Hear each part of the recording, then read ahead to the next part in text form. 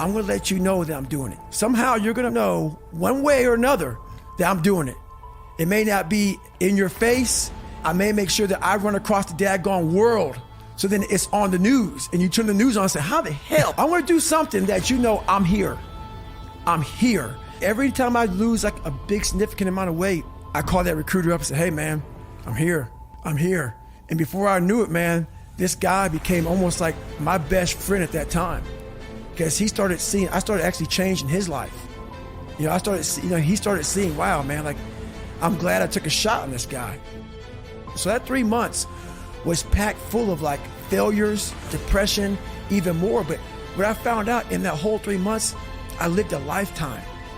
In that 3 months, I started realizing if I can flip these insecurities upside down, if I can flip this fear that made me this depressed, insecure guy, if I can flip it and make it work for me versus against me, I started seeing the power in failure, the power in insecurity, the power in self-doubt. Because I looked at everybody, it may not be true, but that's how I looked at everybody, as being way above me. I thought to myself, if I can be at the lowest part in the world, in the sewer, I started using that as power. When you have nothing to draw from, I was able to find strength in every molecule of this earth. I'm able to be in a room with nothing, with no motivation, no inspiration, nothing, and find it. So what I did in those situations was I invented this thing called taking souls. And you're exhausted and you're weak and you're tired and you're looking around and everybody looks as bad as you or even worse. I'm like, you know what? I want to now make a statement. It's the perfect time to make a statement. To make a statement to let you know where your life ends and mine begins. And so the statement there is, I muster up every bit of strength from their looks on their faces and how they feel and how I'm going to now, from my childhood, where I came from, how I was the bottom of the barrel, I'm now amongst all these uncommon people. I'm now going to now make you feel like you're common. So I used their sadness, their weakness, their parts of their life where, God, this sucks. I'm like all poopy pants and messed up. I use that for my strength. And I have this moment of like, let's say we're in the sand, we're running or whatever. I will do a surge. I will do something when everybody's like, how is he doing this? And from that look on their face, that feeling of, God, man, this guy must be something special. It then surges me further and faster and harder for a long time. Energy's everywhere. But the thing is, it's so loud. That voice in your head of pain and suffering and discomfort and I don't want to do this is so loud that you're unable to really calm it down and say, okay, there's something here. It's a patient calm that you have to bring to yourself and say, I know I have something here, but that voice is so powerful that it just wants you just to, let's leave. We're done. We're done. It spazzes you out and you want to go versus saying, let's take a second. Hang on. And in that moment, you can think clearly and find that strength out there for you. I had to sit down. Each thing that is wrong with you has to be a focal point.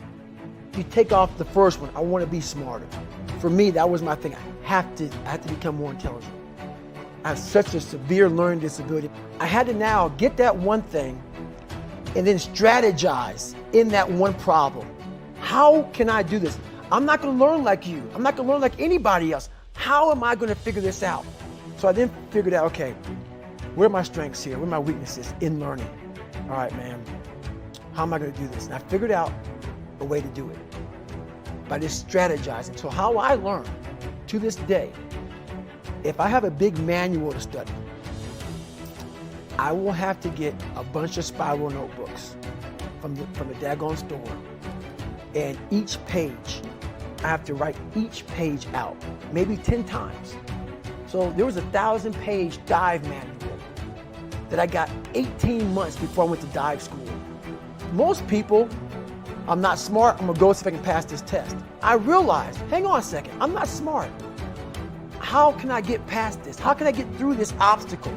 I need to acquire this book 18 months in advance because it could take me 18 months to write down each page over and over again to then put it to memory. So when the question came up, I had written that question so many times down in on paper that I can recall, okay, page 71 was where I remember seeing this, and I can recall it that way. And that's how I did it. So you got to strategize on each problem you have in life. Slowly break down that problem. Don't think about all the problems you have, just one at a time. And before you know it, you fix all these problems, but you cannot focus on all of them. Just on the one thing at a time. Being accepted is one thing that killed me. What do you want in your life?